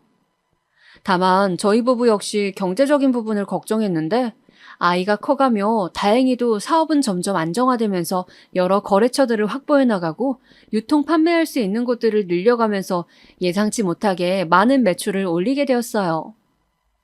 사실 농사를 지을 계획은 남편이 먼저 제안한 거였어요. 형님과 같이 살던 아파트에서 나가고 신축 빌라에서 다시 새 삶을 계획하고 있을 때 남편이 몇 달 회사를 다니더니 그러더군요. 우리도 농부가 되어보는 건 어떻겠냐고요. 그때 전 남편에게 헛바람이 들었다 생각해 매스컴에서 보는 부자 농부 이런 게 쉬운 건 줄 알아? 하며 반대했었죠. 근데 남편의 꾸준한 설득으로 그래, 한번 해보기나 하자 하는 심정으로 갔는데 꾸준히 노력하다 보니 그 결실을 맺은 것이었어요. 그렇게 큰 기대는 하지 않고 시작한 것이었는데 뜻하지 않은 성공으로 나중엔 TV 출연까지 제의를 받게 되었죠. 그날 저희는 축배의 의미로 달달한 막걸리를 마시며 이날의 의미를 축하했어요. 이게 꿈이야, 생시야. 여보 믿겨져? 아니, 아직도 안 믿겨져. 생각해보면 처음에 당신이 농사짓자 했을 때 이 양반 왜 이러지? 미쳤나 했지. 근데 당신 덕에 여기까지 왔네. 고마워. 아니야. 우리 장모님 장인어른한테 더 감사해야지. 아이 키워주시는 거 도와주시고 농법 개발도 도와주셨는데. 네, 맞아요. 여기엔 저희 친정부모님의 도움도 있었고요. 물심양면으로 도와주신 덕에 저희는 무사히 애도 낳아 키우고 사업도 성공적으로 이끌어갈 수 있었습니다.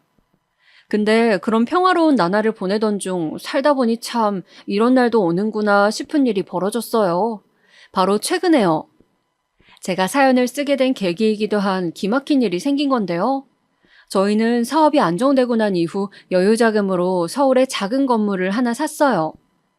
큰 건 아니고 친정부모님이 그간 도와주신 게 감사하기도 하고 노후 자금으로 쓰시면 좋을 것 같아 제 돈과 부모님 돈 그리고 약간의 대출로 받아 부모님 명의로 마련한 건물이었어요. 근데 어느 날 그 건물에 만두집이 들어섰다고 하더라고요. 그 만두 가게는 저희 건물 1층에 위치하고 있었는데 개업한 지 몇 달이 되어도 잘 안 된다는 소식만 들었을 뿐 작물 재배로 여념이 없어 가지 못하다 어느 날 한번 방문차 들리게 되었어요. 그런데 예상치 못한 두 사람이 만두를 나르고 있더라고요. 바로 형님네 부부였죠. 시어머니에게 하는 일이 잘 안 되어 식당을 차렸다는 이야기를 들었지만 그 식당이 만두집인 건 꿈에도 생각 못했습니다. 두 사람 다 저희 부부를 황당한 얼굴로 보더라고요. 그러다 형님의 얼굴이 절 보자 비웃음 가득한 표정으로 변하며 폭탄 같은 말들이 나가기 시작했죠. 동서가 여긴 어쩐 일이야? 아, 오랜만에 서울 구경 온 거야? 하긴 시골 생활 답답하긴 하겠어. 네, 서울 구경 왔네요. 두 분 만두가게 차리신 거예요? 만두 먹으러 왔으면 먹고 가. 특별히 만두값 안 받을 테니까. 동서는 시골 생활에서 모르겠지만 여기 서울 물가가 무지 비싸거든. 만두 이거 하나에 2,000원씩이나 한다고. 저에게 서울 물가 비싸다며 만두값 안 받겠다던 형님. 역시 사람 쉽게 변하지 않더군요. 저는 아무것도 모르는 척 계속 말을 이어갔어요. 아, 2,000원이요? 생각보다 비싸게 받으시긴 하네요. 왜 이렇게 비싸게 받으세요? 듣자 하니 가게가 잘 안 되신다 하던데 그것 때문에 가격을 올리신 거예요? 저는 일부러 모른 척 계속해서 형님을 떠봤습니다. 근데 형님은 정말 제가 서울 구경이라도 왔다 생각했는지 술술 털어놓더라고요. 그것도 거짓말을요. 아유, 안 되긴. 장사 잘 돼. 보통 여긴 배달로 만두 먹어서 홀에 손님이 없어 보이는 거야. 아, 동서 모르겠구나. 요즘은 배달이 돼. 어디든. 커피도 배달해 먹는 시대인걸. 아, 그렇구나. 배달 주문이라니. 거기다 제가 커피 배달 주문도 모를 거라 생각하는 저 오만함이 너무 싫었습니다. 형님이 계속 말도 안 되는 궤변을 늘어놓으려 하길래 저는 그만 거기서 말을 멈추게 했어요. 그리고 정체를 드러내었습니다. 아, 그래요? 아, 그럼 제안 하나 드려도 될까요? 무슨 제안? 형님 이번 달 월세 좀 올려야겠어요. 장사가 잘 되신다니까요. 뭐? 그게 무슨 말이야? 아직 못 들으셨구나. 여기 건물 산 게 저예요. 명의는 저희 엄마 거라 엄마가 부동산 계약하셨을 거고, 그러고 보면 저희 엄마 얼굴 한번 보셨겠네요. 그럼 동서가 그 딸? 어떻게 이런 일이? 형님과 아주버님 둘 다 그 자리에서 얼굴이 새하얘졌고 저와 남편은 가만히 서서 웃기만 했어요. 아니, 재수 씨, 진짜요? 승준아, 진짜니? 거짓말을 왜 하겠어요. 아무튼 월세 올릴 테니 그렇게 알아두세요. 만두는 다음에 먹을게요. 그렇게 저희가 길을 나서자 어디론가 전화해 무언가를 확인한 듯한 형님은 달려와 저희 부부를 붙잡고 사정사정을 하기 시작하는데 차마 못 볼 꼴이었습니다. 동서, 내가 몰라봤어. 아니, 나는 동서가 전원 생활한다길래. 아니, 그러니까 왜 말을 안 했어? 이런 건물 살 정도로 재력을 가지고 있었으면 나한테 말을 해줬어야지. 그나저나 미안해서 어떡하지? 내가 동서한테 너무 막대했네. 형님한테 말했으면 제가 무슨 일을 또 당했을까요? 상상하기도 싫어 저는 그대로 뒤돌아섰습니다. 형님은 그 이후에도 시부모님을 통해 사과를 전해오고 심지어 저희 농장에까지 직접 찾아와 사죄했어요. 자신이 잘못했다며 지난날은 다 잊자고 말이죠. 처음엔 괘씸해서 그냥 월세 올려 내쫓아버릴까 생각도 했지만 그러기엔 제 자신 또한 똑같이 옹졸하고 치졸한 사람이 되는 것 같더라고요. 거기다 형님네 애들을 생각하면 마음이 복잡해졌고요. 그래서 지금은 그냥 화해하고 무난하게 지내는 중이에요. 아마 여러분들 중엔 저에게 왜 용서를 받아주었냐 답답해하실 분들도 있겠지만 저는 형님에게 털어낼 수 있는 미움은 다 털었고 할 수 있는 복수는 이미 다 했다 생각해요. 저희 부부가 성공해 지금 잘 살고 있으니까요. 어쨌거나 저희는 만족합니다. 지금까지 기나긴 이야기 들어주셔서 감사하고요. 저희 부부도 오늘 하루 또 열심히 땀 흘리며 일하도록 할게요. 여러분들도 모두 건강하세요.